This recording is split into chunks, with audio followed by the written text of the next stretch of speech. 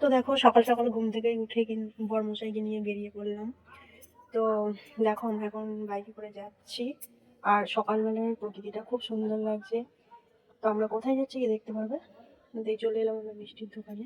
এসেই দেখলাম এখানে কচুরি ভাজা হচ্ছে গরম গরম, তাই ভাবলাম আমরা কচুরি কিনে নিই, তারপরে মিষ্টি কিনবো। তো কচুরি, বরমশাই কচুরি নিয়ে নিল দুজনের জন্য। তো তারপরে আমরা কচুরি খেয়ে নিলাম দুজনে। এটা কিন্তু খুবই টেস্টি ছিল। তারপরে আমরা সন্দেশও নিয়ে নিলাম এখানে, নলেন গুড়ের সন্দেশ। তোমরা কে কে নলেন গুড়ের সন্দেশ খেতে পছন্দ করো অবশ্যই জানিও। আর সাথে বরমশাইকে একটু খাইয়ে দিলাম।